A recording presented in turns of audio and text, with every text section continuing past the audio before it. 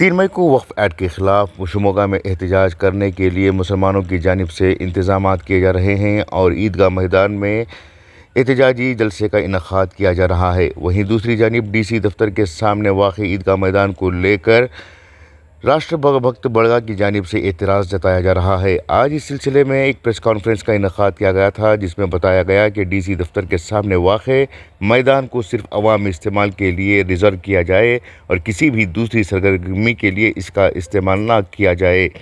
इस सिलसिले में राष्ट्रीय भक्त बड़गा की जानिब से एक प्रेस कॉन्फ्रेंस की गई, जिसमें ये कहा गया कि यह मैदान मुकम्मल तौर पर बल्दिया की मिल्कियत है और सरकारी दस्तावेज़ात भी ये बात वाज़ेह है। पहले भी म्यूनसिपल कमिश्नर ने ज़िला हुक्काम को ख़त लिखकर बताया था कि इस ज़मीन का रिकॉर्ड बदला नहीं जा सकता, लेकिन कुछ इदारों और अफसरों की मिलीभगत से इस ज़मीन की मिल्कियत में गैर कानूनी तब्दीली की गई है। राष्ट्रभक्त बड़गा के कांतेश ने मुतालबा किया कि तब्दीली फ़ौरन मनसूख की जाए और ईदगाह मैदान को दोबारा बल्दिया की तहवील में दिया जाए। हालिया दिनों में कुछ लोगों ने गैर कानूनी तौर पर इस जगह पर कब्ज़ा करके रातों रात बाड़ लगा दी, जिससे शहर में कशीदगी पैदा हुई थी।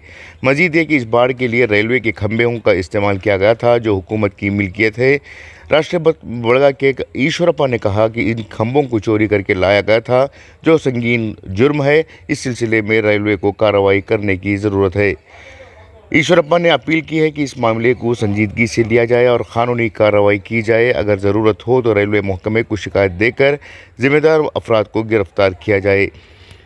प्रेस कॉन्फ्रेंस के मौके पर तंजीम के बानी के ईश्वरप्पा के कांतेश, यमशंकर, विश्वास और बालू मौजूद थे।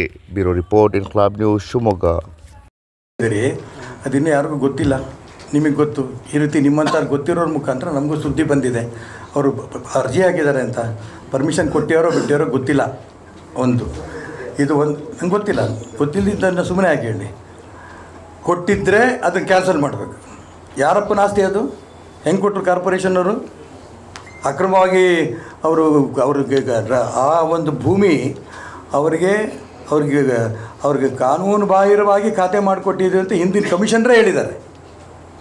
ಜಿಲ್ಲಾಧಿಕಾರಿಗಳು ಪತ್ರ ಬರೆದಿರ್ಬೇಕಾರೆ.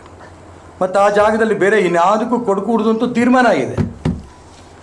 ರಂಜಾನ್ ದಿನ ಯಾವುದೋ ಒಂದು ದಿನ ಹಬ್ಬಕ್ಕೆ ಮಾತ್ರ ಹೆಂಗೆ ಕೊಡ್ತಾರೆ ಹಾಗಾದ್ರೆ? ಬೇರೆದಕ್ಕೆ ಯಾವುದೇ ಕಾರಣಕ್ಕೂ ಬೇರೆ ಯಾವುದೇ ಚಟುವಟಿಕೆಗಳಿಗೆ ಅವಕಾಶ ಕೊಟ್ಟರೆ ಅದನ್ನು SP ಅವರು, DC ಅವರು, ಕಮಿಷನರವರು ಅವರೇ ಅನುಭವಿಸಬೇಕಾಗತ್ತೆ ಅಂತ ಎಚ್ಚರಿಕೆಯನ್ನು ಕೊಡೋಕ್ಕೆ ಇಷ್ಟಪಡ್ತೇನೆ.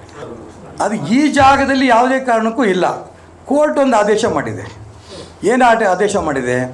ಇಡೀ ದೇಶದಲ್ಲಿ, ಇಡೀ ರಾಜ್ಯದಲ್ಲಿ ಎಲ್ಲೇ ಯಾವುದೇ ಒಂದು ಪ್ರೊಟೆಸ್ಟ್ ಮಾಡಬೇಕಾದ್ರೆ, ಸಭೆ ಸಮಾರಂಭ ಮಾಡಬೇಕಾದ್ರೆ ಸಂಬಂಧಪಟ್ಟ ಅಧಿಕಾರಿಗಳದ್ದು ಪರ್ಮಿಷನ್ ತೊಗೋಬೇಕು.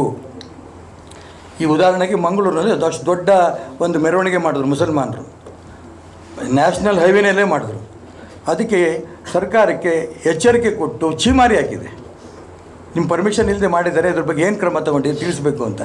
ಆ ದಿಕ್ಕಲ್ಲಿ ಈ ಜಾಗ ಅನಧಿಕೃತವಾಗಿ ಕಾನೂನು ಬಾಹಿರವಾಗಿ ಲೈಸೆನ್ಸ್ ಕೊಟ್ಟಿದೆ ಅನ್ನೋದನ್ನು ಹಿಂದಿನ ಕಮಿಷನರೇ ಕೊಟ್ಟಿರ್ಬೇಕಾದ್ರೆ ಪತ್ರ ಜಿಲ್ಲಾಧಿಕಾರಿಗಳಿಗೆ.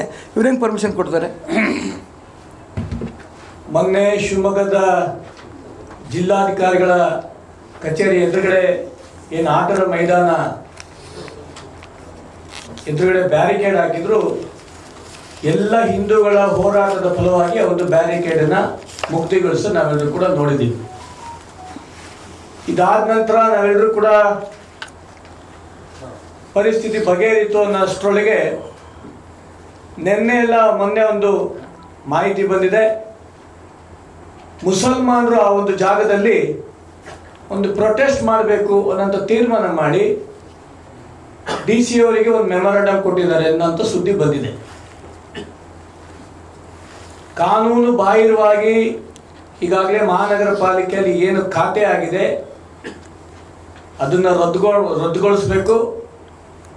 ಜೊತೆಗೆ ಯಾವುದೇ ಕಾರಣಕ್ಕೂ ಕೂಡ ಯಾರಿಗೂ ಕೂಡ ಒಂದು ಜಾಗದಲ್ಲಿ ಪ್ರೊಟೆಸ್ಟ್ ಮಾಡಲಿಕ್ಕೆ ಅವಕಾಶ ಮಾಡಿಕೊಡಬಾರ್ದು. ಆ ಒಂದು ಸರ್ಕಾರಿ ಭೂಮಿ ಏನಿದೆ ಸರ್ಕಾರಿ ಭೂಮಿಯಾಗೆ ಉಳಿಬೇಕು. ಮುಂದಿನ ದಿನಗಳಲ್ಲಿ ಆ ಜಾಗ ಯಾರಿಗಾದರೂ ಪ್ರೊಟೆಸ್ಟ್ ಮಾಡಲಿಕ್ಕೂ ಮುಸಲ್ಮಾನರಿಗೆ ಯಾವುದಕ್ಕಾದ್ರೂ ಕೊಟ್ಟರೆ ಇಡೀ ಶಿವಮೊಗ್ಗ ಜಿಲ್ಲೆಯ ರಾಷ್ಟ್ರಭಕ್ತರು ಇರ್ಬೋದು, ನಾವೆಲ್ಲರೂ ಕೂಡ ಅದ್ರ ವಿರುದ್ಧವಾಗಿ ನಿಲ್ತೀವಿ. ಯಾವುದೇ ಕಾರಣಕ್ಕೂ ಕೂಡ ಆ ಒಂದು ಜಾಗ ಮುಸಲ್ಮಾನರಿಗೆ ಬಿಟ್ಕೊಡ್ಬಾರ್ದು ಅನ್ನಂತ ತೀರ್ಮಾನ ಮಾಡಿ ನಾವೆಲ್ಲರೂ ಕೂಡ ಈಗ ಈ ಒಂದು ಪ್ರೆಸ್ ಮೀಟನ್ನು ಮುಗಿಸ್ಕೊಂಡು ಮಹಾನಗರ ಪಾಲಿಕೆ ಕಮಿಷನರ್ ಹತ್ರ ನಾವೀಗೊಂದು ಮನವಿ ಕೊಡ್ಲಿಕ್ಕೆ ಕೊಟ್ಟಿದ್ದೀವಿ. ತಾವು ಕೂಡ ಅದಕ್ಕೆ ಸಹಕಾರ ಕೊಡಬೇಕು ಅಂತ ಸಂದರ್ಭದಲ್ಲಿ ನಾನು ಕೇಳ್ಕೊಳಕ್ಕೆ ಇಷ್ಟಪಡ್ತೀನಿ.